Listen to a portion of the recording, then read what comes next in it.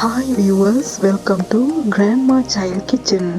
அனைவருக்கும் எனது அன்பான வணக்கங்கள். இன்றைக்கு சூப்பர் டேஸ்டியான சாஃப்டான ஸ்ரீலங்கன் ஃபிஷ் பன் ஈஸியாக என்னோட ஸ்டைலில் எப்படி செய்கிறேன்னு பார்க்கலாம் வாங்க. Subscribe Grandma Child Kitchen. ஃபர்ஸ்ட்டுக்கு ஈஸ்ட்டை ஆக்டிவேட் பண்ணுறதுக்காக ஒரு டீஸ்பூன் ஈஸ்டோட ஒரு டீஸ்பூன் சுகரை சேர்த்து இளம் சூடான தண்ணி அரை கப்பில் கரைச்செடுத்து கொள்ளணும்.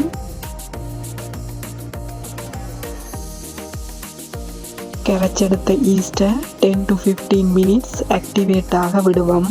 10 மினிட்ஸில் ஈஸ்ட் ஆக்டிவேட் ஆயிட்டுது. இனி பன்னுக்கு தேவையான மாவை குழைச்செடுக்கிறதுக்காக 250 கிராம் ஆல் பர்பஸ் ஃப்ளாரோட 1/4 டீஸ்பூன் உப்புத்தூளை சேர்த்து மிக்ஸ் பண்ணி கொள்கிறேன்.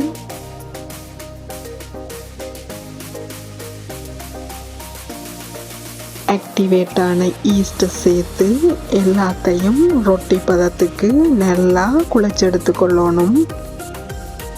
நான் சொன்ன இந்த அளவில் ஈஸ்ட்டை கரைச்செடுத்து மாவோட சேர்த்தா சரியான கன்சிஸ்டன்சியில் மாவை குழைச்செடுக்கக்கூடியதாக இருக்கும்.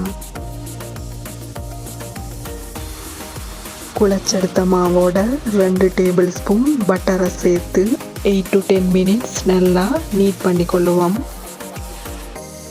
எவ்வளவுக்கு நீட் பண்ணுறோமோ அவ்வளவுக்கு பன் சாஃப்டாக வரும். அதால் மாவை நல்லா நீட் பண்ணி கொள்ளணும்.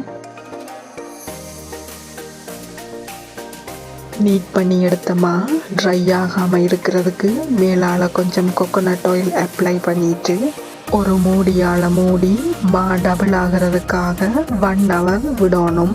அடுத்ததாக ஃபிஷ் பண்ணுக்குரிய ஃபில்லிங்ஸை ரெடி பண்ணுறதுக்காக பேன் ஒன்றில் 3 டேபிள் ஸ்பூன் கோகோனட் ஆயில் சேர்த்து ஹீட் ஆனதும் ஒரு துண்டு ஸ்ரீலங்கன் கருவாப்பட்டையையும் சின்ன சின்னதாக கட் பண்ணி எடுத்த 5 பல்லு பூண்டையும் சேர்த்து வதக்கி கொள்ளலாம்.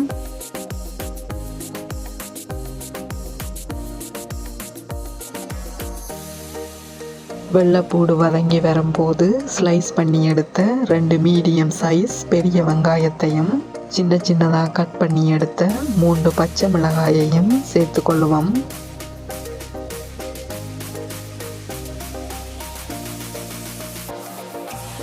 வெங்காயம் வதங்கினதும் ஒரு துண்டு ரம்பை இலையையும் சின்ன சின்னதாக கட் பண்ணி எடுத்த தேவையான அளவு கருவேப்பிலையையும் சேர்த்து கொள்கிறேன்.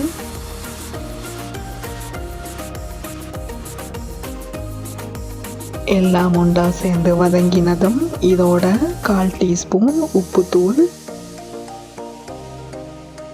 1/4 டீஸ்பூன் மஞ்சள் தூள், 1 டேபிள் ஸ்பூன் சில்லி ஃப்ளேக்ஸ், இதோட அரை டீஸ்பூன் மிளகு தூளையும் சேர்த்து பச்சை வாசனை போகிறதுக்காக லைட்டாக வதக்கணும்.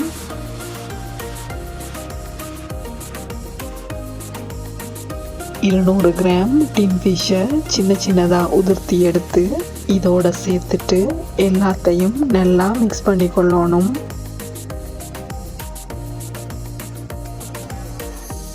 அடுத்ததாக அவிச்சு மசிச்செடுத்த 3 மீடியம் சைஸ் உருளைக்கிழங்கை சேர்த்து கொள்ளலாம்.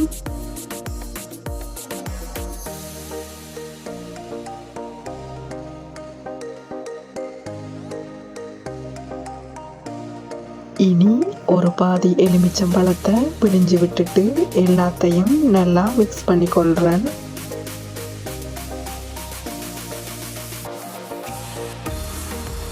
குக்கரை ஆஃப் பண்ணிட்டு ஆல்ரெடி சேர்த்த கருவாப்பட்டையையும் ரம்பை இலையையும் வெளியில் எடுத்துட்டு ஃபில்லிங்ஸை வச்சு ஃபிஷ் பண்ணை ரெடி பண்ணி கொள்ளுவோம். 1 ஹவருக்கு பிறகு மா டபுள் ஆகி இருக்குது. இனி 6 சரி சமனான துண்டுகளாக பிரிச்செடுத்து கொள்ளலாம்.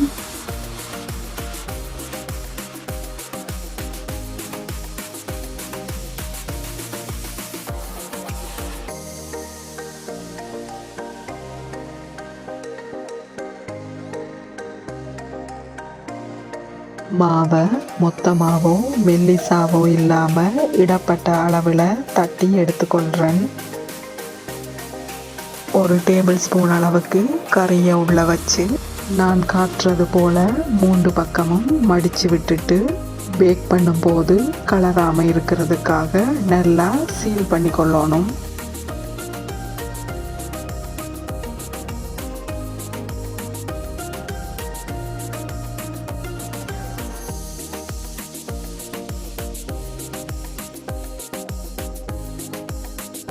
இதே போல் எல்லாத்தையும் ரெடி பண்ணி எடுத்துட்டு செட் ஆகிறதுக்காக மூடி 10 மினிட்ஸ் விட வேணும். 10 மினிட்ஸுக்கு பிறகு ஒரு முட்டையை நல்லா பீட் பண்ணி எடுத்துட்டு நல்ல ஃபினிஷிங்குக்காகவும் கோல்டன் கலருக்காகவும் மேலால் கோட் பண்ணி கொள்ளலாம்.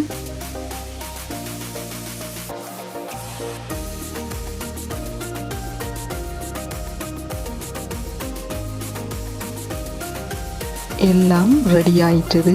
இனி ப்ரீஹீட்டட் அவனில் 180 டிகிரி செல்சியஸில் 20 to 25 மினிட்ஸ் பேக் பண்ணி எடுத்துக்கொண்டா சரி.